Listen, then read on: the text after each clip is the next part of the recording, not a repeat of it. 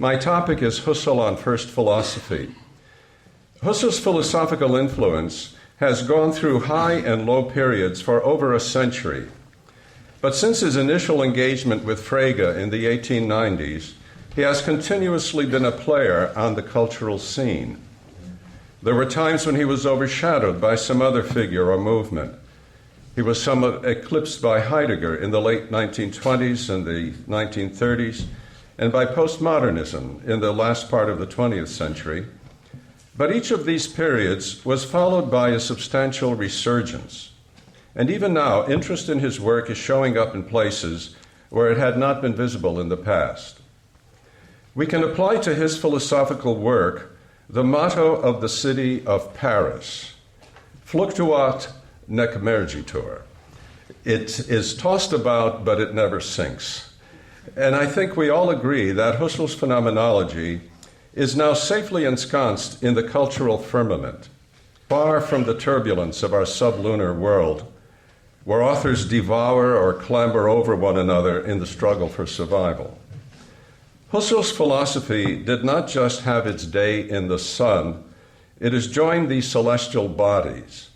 It has become something like a separate intelligence, a presence and a power beyond the vicissitudes of change. In my talk, I'm going to have 4 parts, and I begin now the first, which is Husserl and the perennial issues of philosophy. I would like to offer a specific explanation for the continuing attraction and influence of Husserl's thought. It's not just that he provides a number of valuable and attractive analyses, such as his descriptions of categoriality, perceiving, temporality, memory, corporeality, and logic. More fundamentally and more comprehensively, the reason his work endures is that it restores philosophy itself. Husserl clarifies what it means to enter into the philosophical life. He clarifies first philosophy, proto-philosophia, as a theoretic venture, and he used the name Erste Philosophie for a course he gave in the winter semester of 1923-24. Husserl recovers philosophy. He opens or revives a prospect that is always threatened by obscurity and always needs to be refreshed. As Thomas Pruffer, an American philosopher who was a colleague of mine, as Thomas Pruffer writes, quote, "Philosophy is perennial, but it is also ephemeral. It is continually being blurred and destroyed and transformed into something not itself. And so, if we wish to philosophize, we are continually faced with the task of rediscovering and restoring philosophy." End quote. Husserl shows how philosophy is a distinct form of thinking, and he shows how it differs from other forms, in particular those of the various sciences and worldviews. He does this in his discussion of the transcendental reduction, in which he examines how we take up a stance that is different from all the partial and practical attitudes that we have. In the epoché and reduction, we stand back and look at the whole of things, including our own being as part of the whole. In his many efforts to define his transcendental phenomenology, Husserl has, in effect, been reconnecting with classical philosophy, which, in its Aristotelian formulation, theorizes being as it looks to the whole of things. Husserl's treatment of the transcendental reduction and his description of the phenomenological attitude justify all his particular analyses. He's able to show how and why these analyses are not just empirical or psychological, but philosophical. And he also shows that his analyses are apodictic. Through his work, we can see why philosophy not only can be apodictic, but why it must be such. Husserl explicitly defines the philosophical life, which is the life dedicated to truth in its unrestricted and most comprehensive form. To more vividly define Husserl's achievement, let us consider for a moment the development of ancient philosophy. The philosophical figures we study in the history of ancient thought are not a random collection. There's a unified progression through the pre-Socratics, Socrates, Plato, Aristotle, the Stoics, and the Neoplatonists. They all developed philosophy as a way of knowing and as a way of life dedicated to knowing. They all recognized the being, the intelligibility, and the good of things. These thinkers do not all say exactly the same thing. Each of them brings out aspects that others may have neglected. But even as they bring out something original, they usually let something else slide into obscurity. Gains are accompanied by losses. This is the grand narrative of classical philosophy. Over against this narrative, however, we can also discern counter-philosophical pressures, ways of thinking that counteract philosophy and question its very possibility. And these counter-philosophical positions are not just Greek and Roman, but perennial. They are as enduring as philosophy itself. Two of the most prominent non-philosophies of the ancient world are reductive atomism, found in the original Democritean atomists and in the Epicureans, and, on the other hand, sophistry and historicism, found in the original sophists. The atomists were a kind of scientific substitute for philosophy, while the sophists represented a historicist or relativistic alternative. Philosophy always has to define and defend itself against these two opposing forces. The struggle to do so is endemic to the human condition. Because there is such a thing as philosophy, there also are counterfeits that are played off against it, things that only look like or claim to be philosophy. Now, Husserl offers the possibility in our day and age of a return to first philosophy. In Aristotle, first philosophy is defined as the theorizing of being as being. It is also called metaphysics, even though it was not given that name by Aristotle himself. The book in which Aristotle carries out this first philosophy was entitled Ta Metaphysica by its editors. They called it a study of issues that are beyond the physical things. Going beyond the physical things is often thought to be an effort to deal with separate, non-material substances, but it does not just mean only that. In fact, the study of separate entities comprises only a small part of Aristotle's metaphysics. His first philosophy spends most of its time examining things like predication, truth and falsity, contradiction, substance and accidents, definition, form and substrate, and the potential and the actual. Metaphysics theorizes truth. It is the theoria tes aletheas. It's called that in the second book of the Metaphysics. And the human attainment of truth is an achievement that goes beyond any physical process. Philosophy goes beyond physics because logic, truth, contradiction, and predication, for example, and the grasp of definitions, are not among the motions that occur in simply material entities. They are beyond the physicals, metaphysica. They belong to being as being and not to being as material or mobile.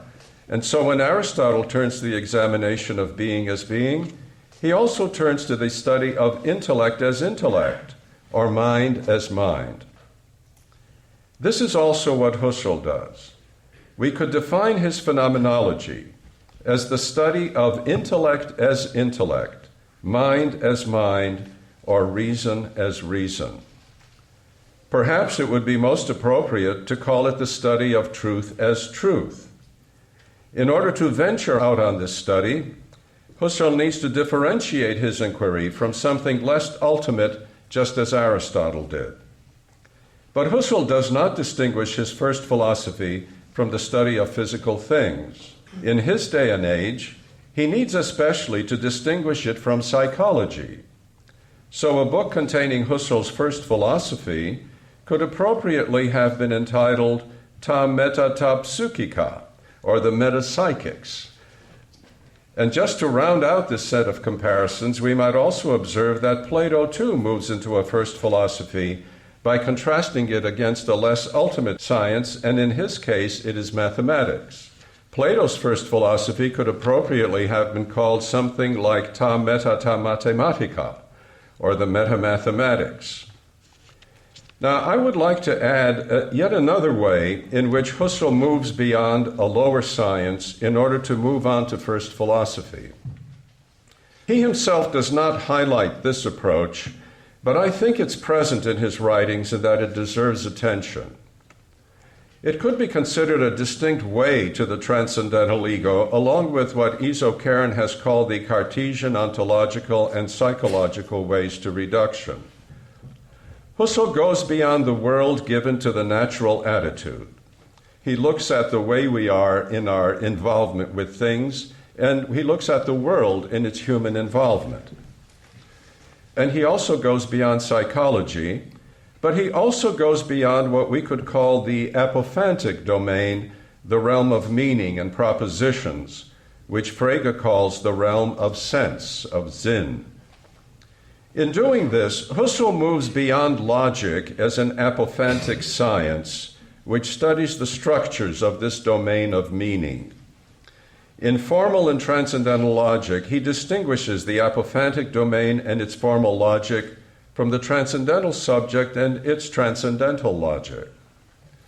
Husserl's first philosophy, consequently, could be called the science of ta meta ta logica, or ta meta ta apophantica. His science presupposes and examines the kind of truth we achieve in our experience of things, in the truth of correctness, and in the questions raised by formal logic. I believe that it's important to distinguish phenomenology from the kind of science that reflects simply on this apophantic domain, on the domain of meanings. Philosophy is not adequately defined by saying, well, it clarifies meanings. That's one stage, but it has to do more. We have access to the apophantic domain through what I would call propositional reflection, which is radically different from transcendental philosophical reflection. The philosophical examination of truth is different from the logical analysis of meaning. Husserl examines consciousness and psychological reality insofar as it enters into the activities of intellect or nous. He studies consciousness and psychological things insofar as they enter into truth. Just as Plato and Aristotle consider the natural material world as inherently mobile and pervaded by change, so Husserl thinks of the psychological world as in perpetual motion.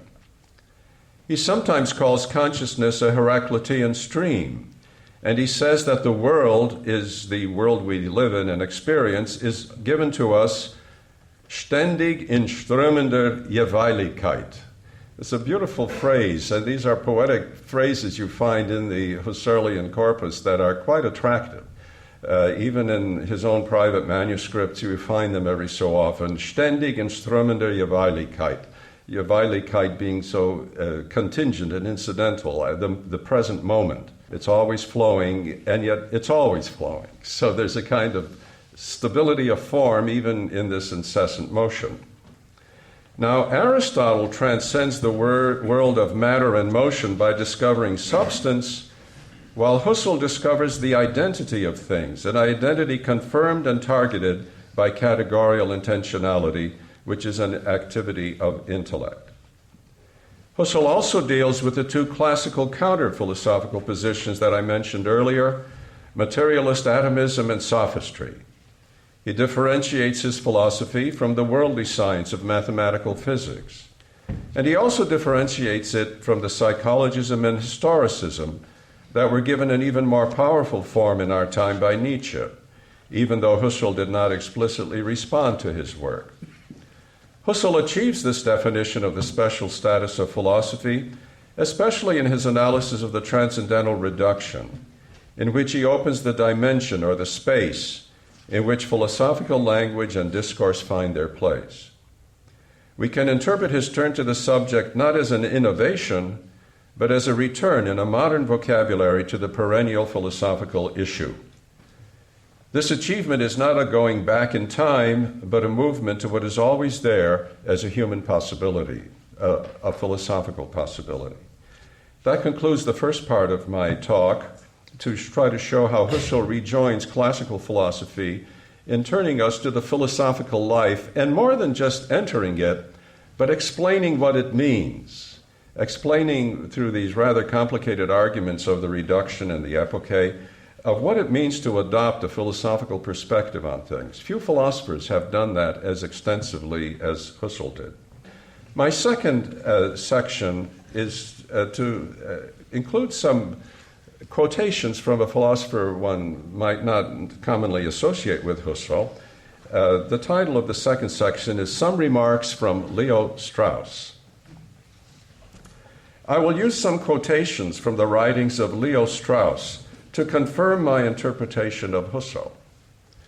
Strauss is recognized as a major figure in the revival of classical political philosophy in the 20th century. There's practically no treatment of political philosophy in Husserl, but Strauss still acknowledged the importance of his work.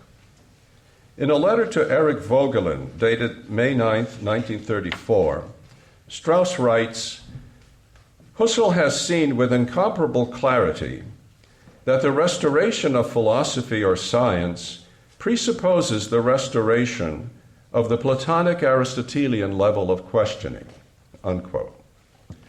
Strauss speaks not about any particular question, but about a level of questioning, a perspective. I would rather call it a dimension of inquiry, but the difference between the two spatial metaphors is irrelevant.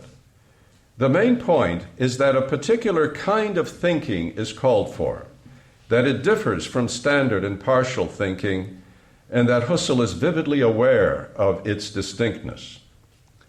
The kind of questioning introduced by Husserl will be of considerable significance for political philosophy as well.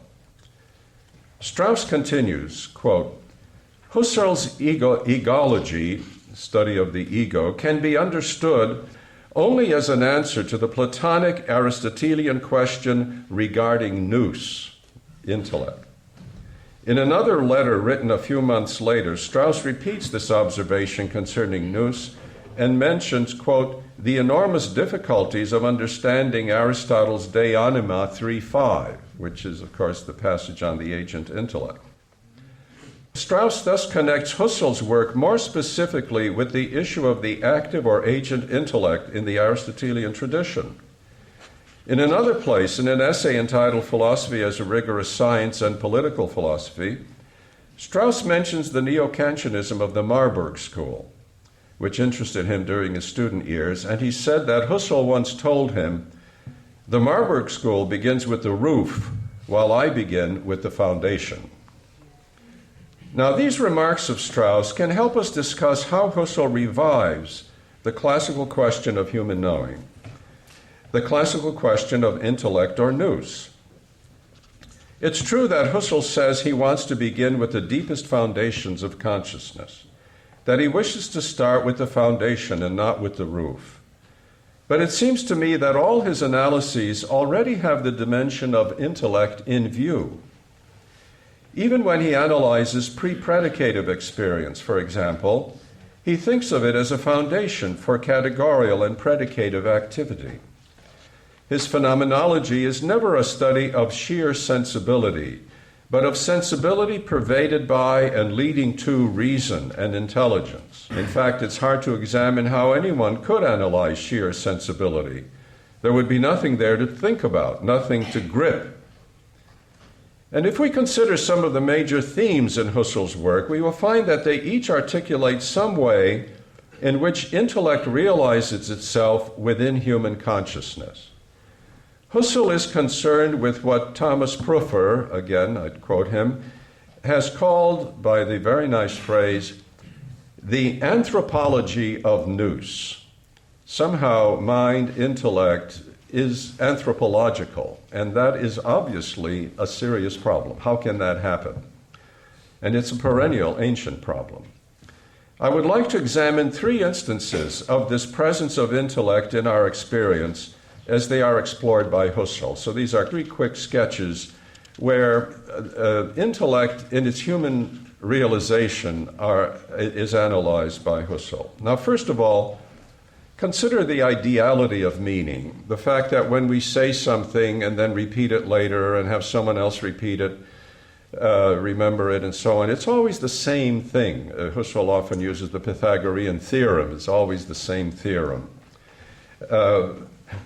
So when he insists that when a proposition or judgment or any other categorical entity, mathematical one, returns in our awareness, it always recurs as exactly the same, despite the difference in its location in our personal history. It also returns as the same when it's possessed by different minds. If a proposition did not occur as ideally the same, it could not serve as a premise in an argument. It could not be contradicted or confirmed by others, could not be questioned or doubted. Without such ideality, there would be no proofs or theorems, no rhetoric or dialectics, and no laws for political life. Furthermore, this ideality of a proposition occurs even across the differences between states of vagueness and distinctness, when we only vaguely grasp a proposition. If we achieve a judgment vaguely and then bring it to distinctness, we actually carry it out, which we do when we effectively carry it out after we have only passively and confusedly received it. One and the same judgment is there to be identified in both modes. Such ideality is the work of intellect, even vagueness and confusion is a state of intellectual activity. And then secondly, another example of the role of intellect in human beings, consider the act of remembering, of recollection. Human remembering, as described by Husserl, is the recollection carried out by a rational agent. When we remember something that we experienced in the past, we displace ourselves into that past situation, and we recall not only the thing that we remember, but also ourselves as experiencing it. We have a more or less explicit awareness of our own past selves. This can also be problematic in that things that happened to us in the past keep coming back. We can't get rid of them. We have a more or less explicit awareness of our own past selves. We thereby become more present to ourselves, and our identity is enhanced. Our own personal identity comes into play in memory, and this kind of identification is the work of an intellect that has become involved in imagination and in other forms of internal sensibility. This is part of the anthropology of nous.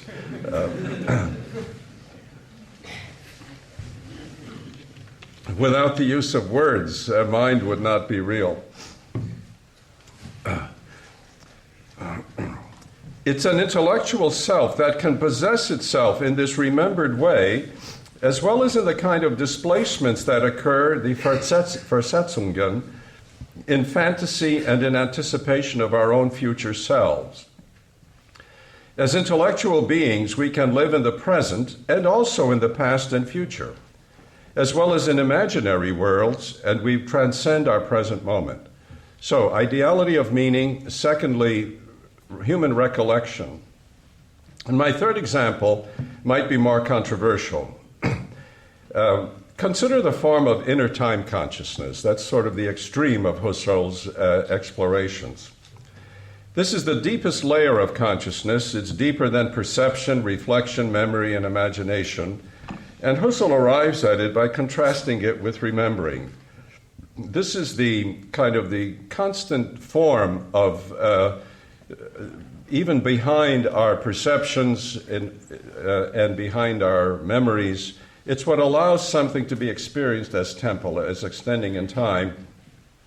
And of course, one of Husserl's great contributions is to have shown that this is not a static atomic thing, but that it's distended with protension, retention, and that form is always the same with a marvelous combination of stability and flow. So such inner time, this is the deepest layer of consciousness, and Husserl arrives at it by contrasting it with remembering, with recollection.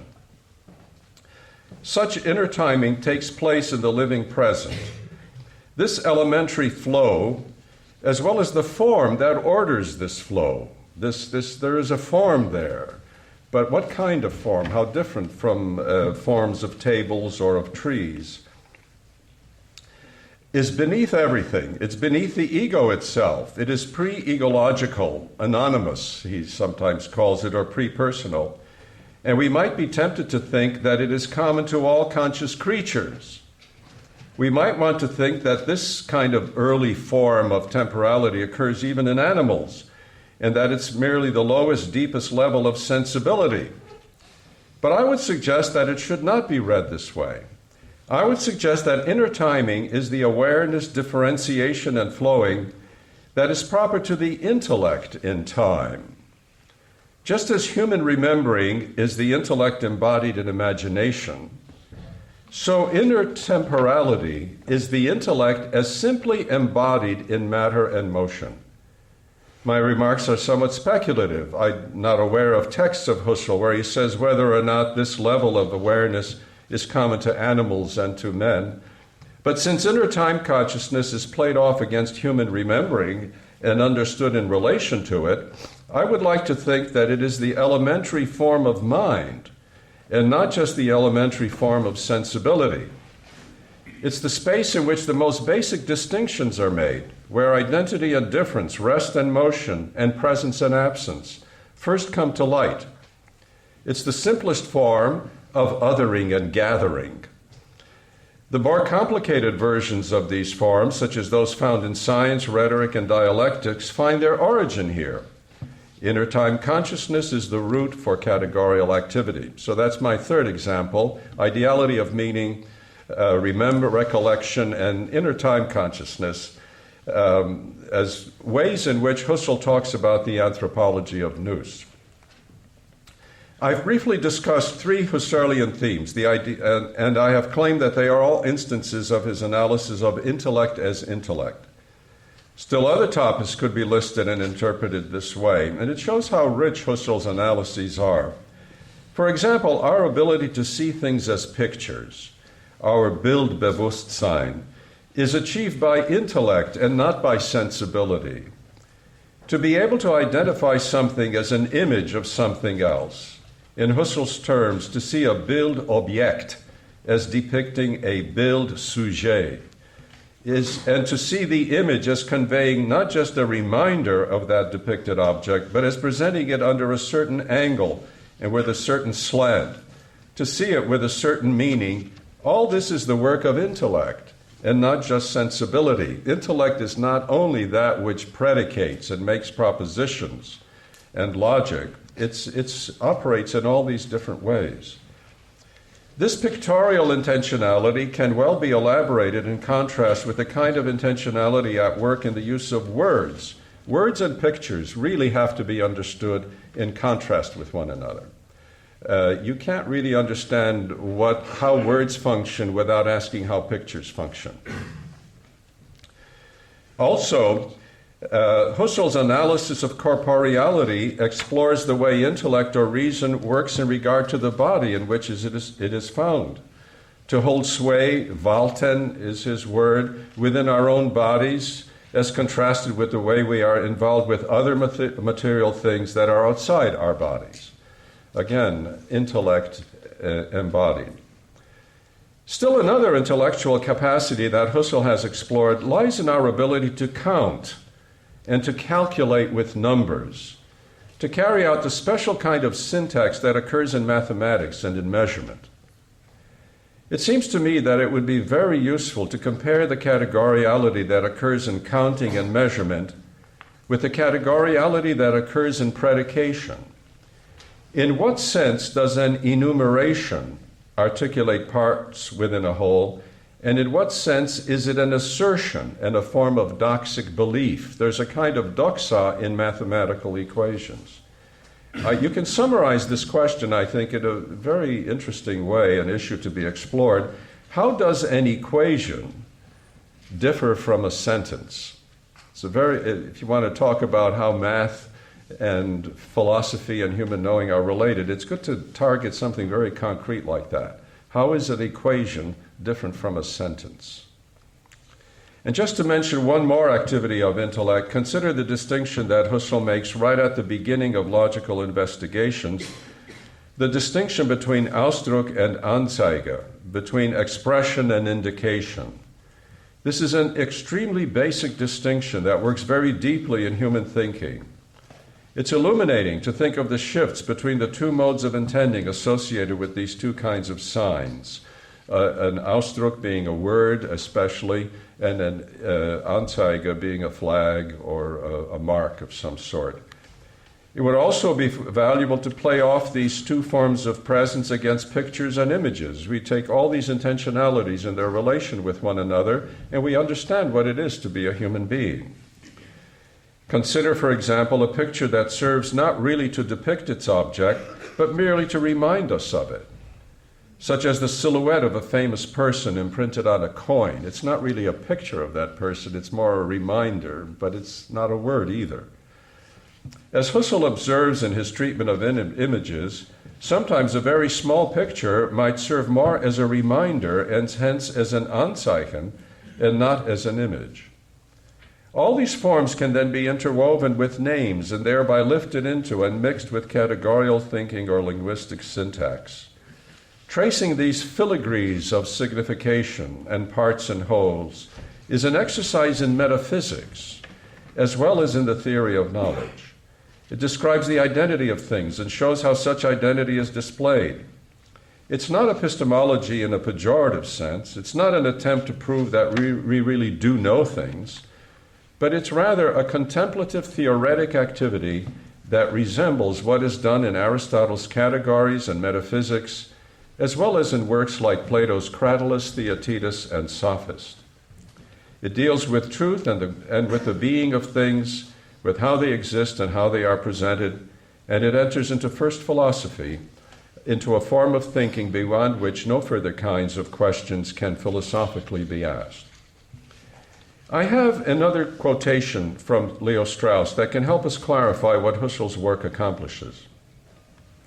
It comes from another one of his letters to Eric Vogelin, this time in 1943 in May. Vogelin had objected to what he called the egological and epistemological focus of Husserl's work, and he observed that Husserl's thought seemed somewhat Averroistic to him. And Strauss replied, quote, "I think it's impossible to call Husserl's procedure Averroistical.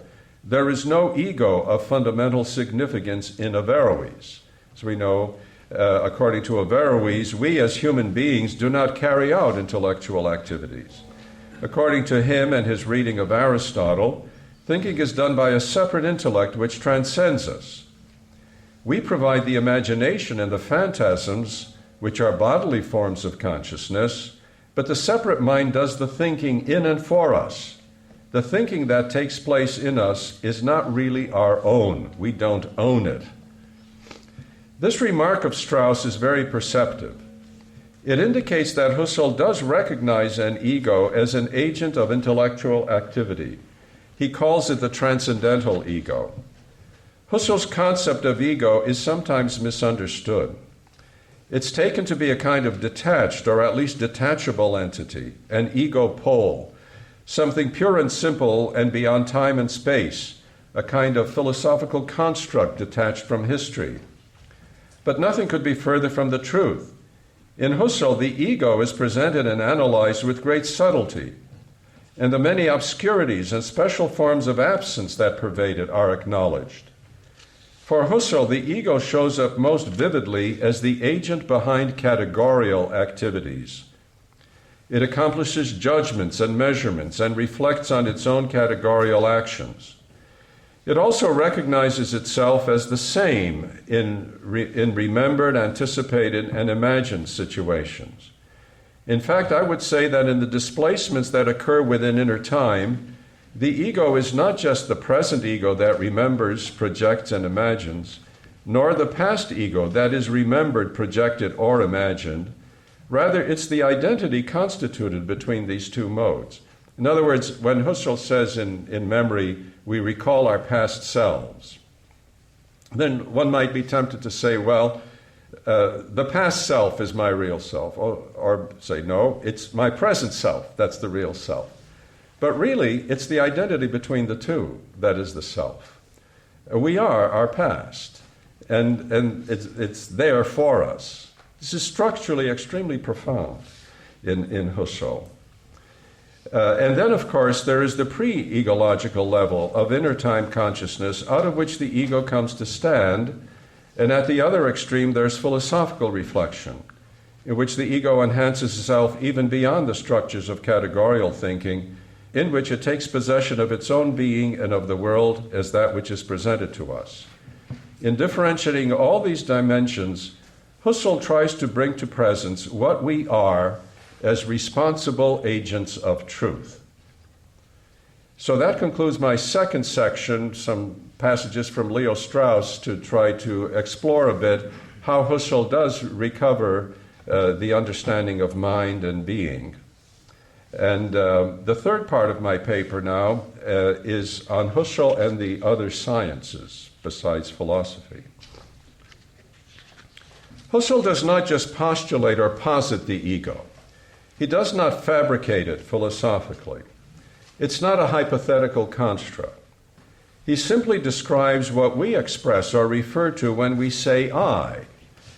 But he does more than just repeat our ordinary recognition of ourselves as agents of thinking. We are involved in reasoning and thinking before we engage in philosophy. We argue with one another. We make claims. We try to agree with or differ with other people. We are there already as users of language. And what phenomenology does is to clarify and describe what it is for us to be that way. It brings out what we are as agents of truth.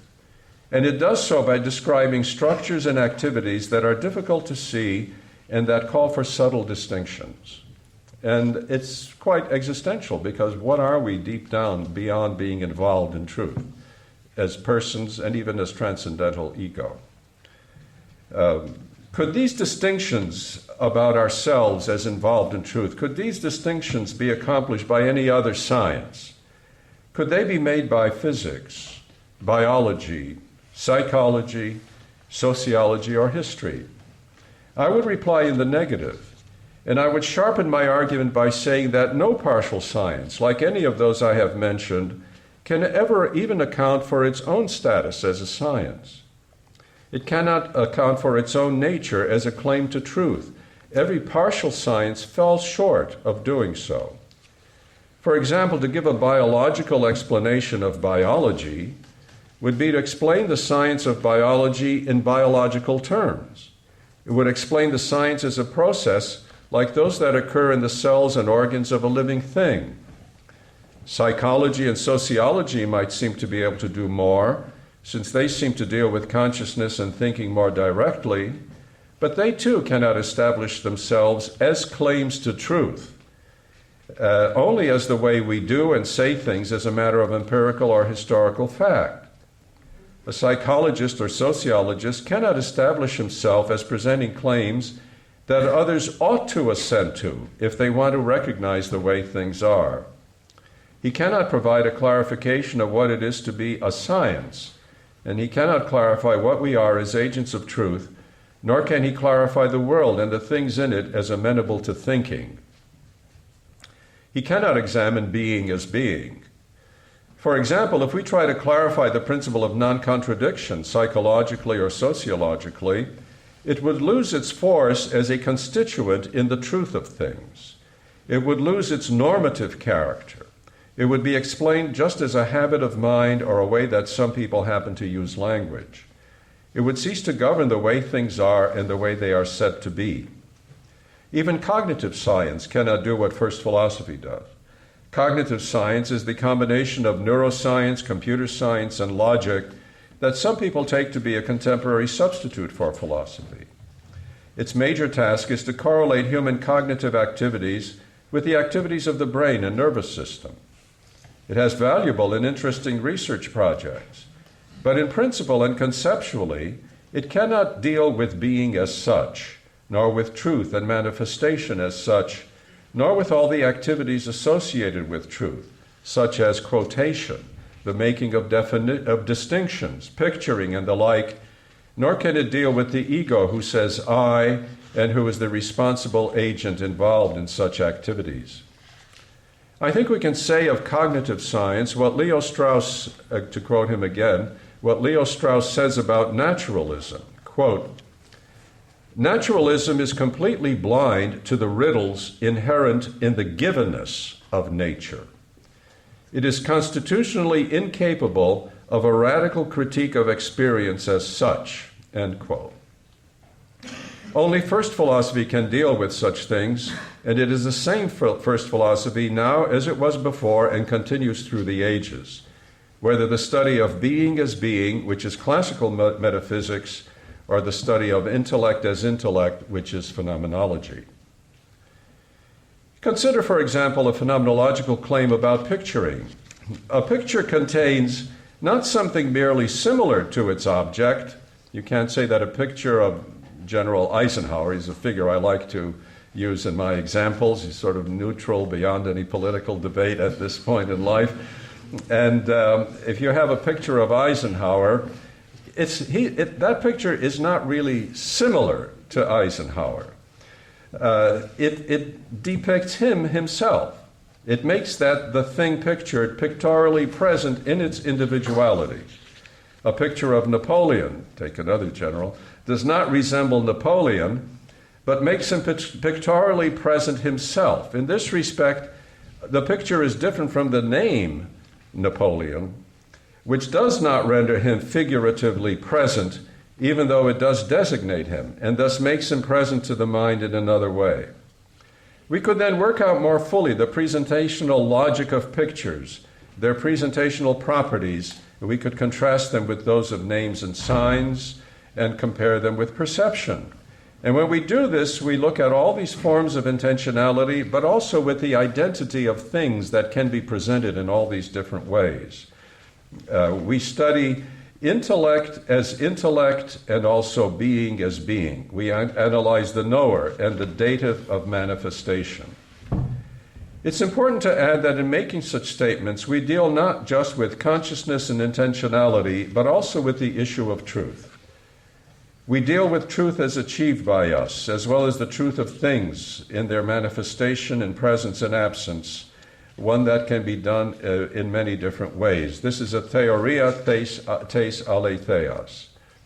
It is quite in keeping with Husserl's description of phenomenology to say that we describe what it is to be truthful, and that we are, and what we are as agents of such truthfulness or manifestation, and the owners of science and knowledge.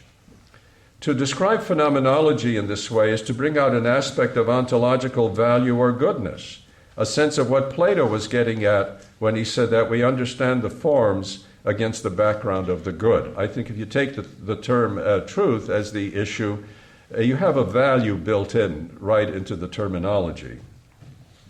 And we should not limit our understanding of truth to the simple cases of the correctness of proposition or to the way we perceive things. There is truth in picturing, a truth in remembering, a truth in counting and measuring, and a truth in music, drama, and dance. There are also forms of truthfulness with successes and failures in moral exchanges and in political life. Identifications occur in all these things in complex and interwoven ways. In all of them, there are blends of presence and absence and forms of truth and falsity. There is distinctness emerging out of vagueness and obscurity. There is, for example, a truth in pictures. In one sense, whether we can ask whether a picture is accurate, whether it corresponds with what it depicts. That would be like the truth of correctness of a picture. But we can also ask whether it is truly present as a picture, or whether it's unsuccessful as such, whether it's obscure, inept, or infantile. Does the picture truly apprehend anything? Is there a simple apprehension in the picture, even apart from a correspondence? If it doesn't apprehend anything, it's not really a picture. In the case of music, the dimensions of correctness is less obvious. But there still is the question of whether the composition is clumsy, bland, or boring, perhaps to such a degree that it becomes noise and not music any longer. Husserl gives us a stance from which we can contemplate or theorize such things, and it's his great contribution not only to have given us descriptions of various forms of truth, but also an analysis of the stance from which we analyze it. He differentiates this transcendental attitude from our original standard way of dealing with things in truth and falsity. I would claim that when we operate within the stance that Husserl has so carefully described, our most elementary procedure is to make basic distinctions among these forms of intending and presentation. In fact, he used that phrase early in his logical investigations. The very first section of the first investigation is entitled Die wesentliche Unterschiede, the essential distinctions. In first philosophy, we work out fundamental distinctions and also engage in dialectical refutation, as Aristotle does when he establishes the inevitability of the principle of non-contradiction in Metaphysics 4, showing that his antagonist cannot help but use the very principle he wishes to deny. Aristotle shows that if you are going to say anything, if you're going to engage in even the most elementary exercise of truthfulness, if you are even to signify something, let alone assert it, you must accept the validity of non-contradiction. And even in doing this, you make a distinction between this and that. So contradiction and distinctions are interwoven. Now, my final paragraph in this third point, and then my last section will be rather brief. My final point right now is to speak about apodicticity. Husserl claims that his remarks are apodictic, that we see that they couldn't be otherwise, kind of a necessity to them. His claim is that the statements he makes in philosophy, to the extent that they succeed, are apodictic. There's something self-evident about them, and they're not derived from any more basic truths, nor are they attained by empirical investigation, but rather by working out the way things have to be. First philosophy is and was and always will be apodictic, precisely because it tries to present the truth about truthfulness. This sort of self-referentiality gives it a character that is different from other investigations. It doesn't mean that its declarations are dogmatic or arbitrary. They are not tyrannical. They need to be stated and argued, and they can be unsuccessful. They can be vague. And questions must be asked about them, but the kind of truth they achieve is distinctive. It doesn't appeal to simple intuitions, but it appeals to distinctions and to the differentiation, for example, between perceiving and remembering, picturing and naming, measurement and predication, and so forth. By working each of these off against the other, we bring all of them to light, and we do so through discursive speech. Socrates in the Platonic dialogues argues with other speakers, and Husserl also, despite the apparent solitariness of his manner of writing, still speaks to his students, to us, and even to himself, but even here we intrude through the archival material on his soliloquies. So with that, I conclude my third section. Now I have a fourth brief section to conclude, in which I want to speak about the modern subject and Husserl's relation to the modern subject.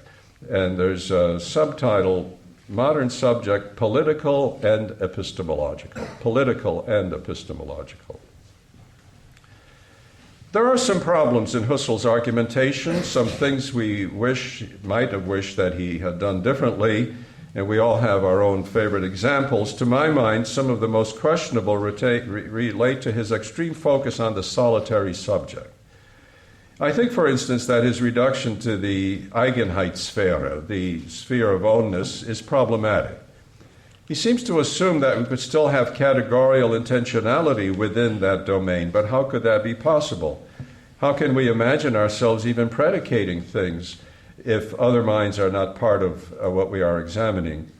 I also think the Cartesian way to reduction is a misleading way of escorting the reader into the phenomenological attitude, and of course Husserl himself later in his career acknowledged as such. The isolation of the single ego in this argument, as well as the apparent disqualification of the world as given to us, distract the reader from what is really important in this procedure, namely the shift of focus from things to the correlation between things and the datives to whom they are given. What is important is the transcendental turn, or the turn into first philosophy, not the arguments that lead into it, and especially not the Cartesian arguments. Now, such problems in Husserl's thought are made more understandable and perhaps more excusable if we consider the way that modern philosophy as a whole has centered on the subject. An essential element in the philosophy of the last 500 years has been a radical turn to the subject. In fact, it would be better to call it a construction of the subject, not the turn toward it. And it has been the construction of the subject in two different forms in modernity: the political subject and the epistemological subject.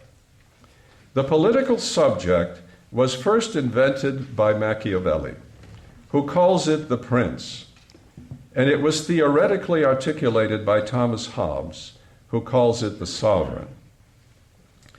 The political subject is the modern state as opposed to the ancient polis. The political subject is not something we find, but something we construct by philosophical thinking. The epistemological subject, of course, is the Cartesian cogito. Modern thinking is not the establishment of just one of these subjects, but of the subject in these two forms, which must be distinguished but never separated from one another. To use the words of another American philosopher, a friend and colleague of mine, Francis Slade, both the political subject and the epistemological subject, quote, are inventions of thought, ideal constructions effected by thought, unquote. Concerning the political subject, Slade says, quote, the state is not visible to the eyes.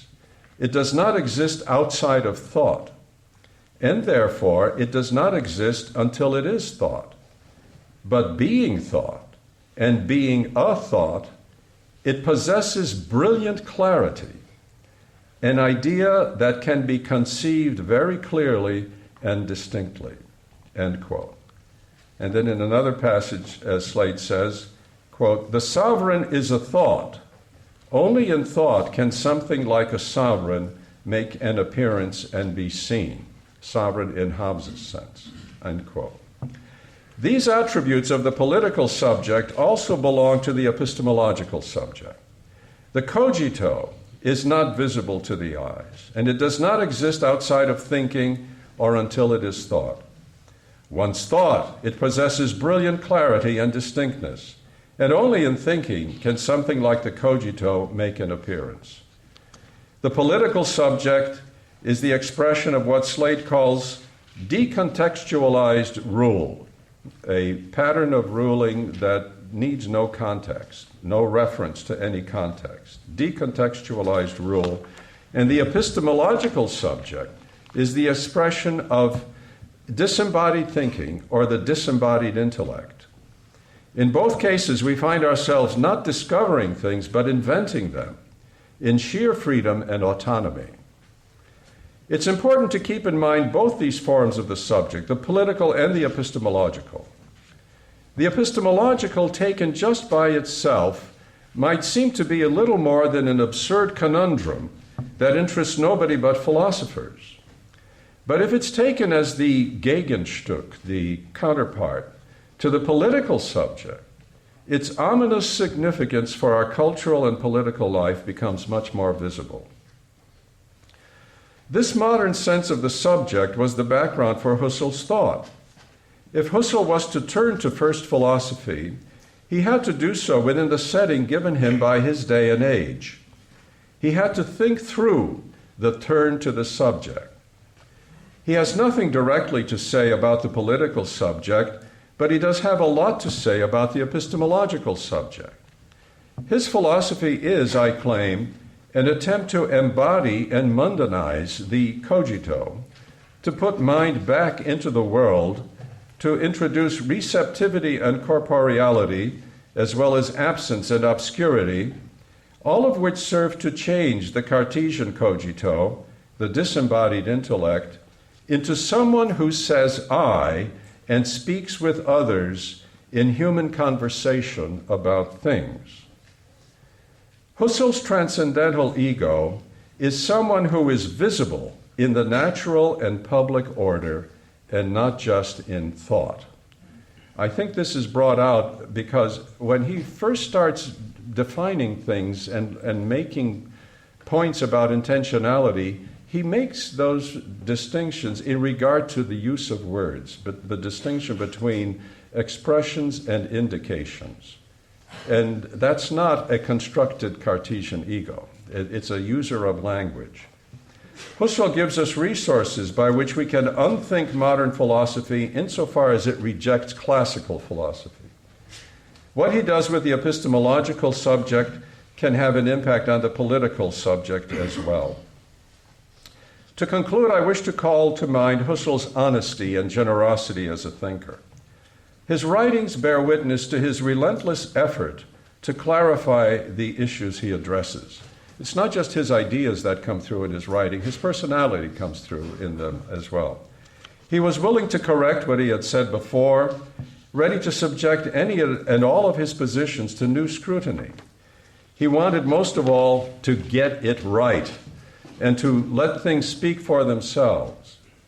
He's influenced philosophy for over 100 years. There have been very prominent beneficiaries of his thought: Heidegger, Gadamer, Edith Stein, Levinas, Merleau-Ponty, Sartre. And there are countless scholars and philosophers like ourselves who have been very deeply shaped by his writings. Intellectual achievement is a highly personal thing, and we need to be grateful to those who have shared their gifts with us. But if Husserl's thinking was to exercise such an influence on others, it had to find its place in the Lebenswelt. There needed to be something tangible that would serve as the vehicle for his thought. His greatest impact has always been through his writings, even from the beginning of his career with the philosophy of arithmetic and the debate with Frege and his logical investigations. And as it turned out historically, after Husserl's death, the material embodiment of his thought found its place in the world in and through the Husserl archives. We can hardly remember Husserl without thinking of the archives dedicated to him. For this reason, let us take a moment during this commemoration of Husserl to mention the person and work of Father Herman Leo van Breda, OFM, and to recall what he did to keep Husserl's philosophy present as a resource for all of us. I recall a conference many years ago during which Walter Biemel spoke about Van Breda shortly after Van Breda died in 1974. Biemel, and I remember him saying this in an agitated way, he said, Biemel extolled what he called Van Breda's ungeheure Energie. I can still see him, I can recollect it, saying that with panache. Energetic Van Breda was, and he was also courageous and astute. He saved Husserl's manuscripts, institutionalized the Husserl archives here at Leuven, found financial support for the archives and their publications. He was generous in sharing the archives with other universities. He knew that in intellectual matters, to give something away is to enrich oneself. Van Breda understood the importance of Husserl's work, and his understanding was not only theoretic, it had a wonderfully practical side. Our conference commemorates the life and work of Edmund Husserl, but by its very location, it also recalls the qualities of Herman Leo van Breda, as well as those who have succeeded him in the leadership of the archives, Samuel Eiseling, Rudolf Bernet, and Ulrich Melle, who have faithfully continued the work of this center in the spirit of both Husserl and Van Breda. All of these achievements and all of these people have left us a rich legacy of philosophical life, and I thank you for your attention.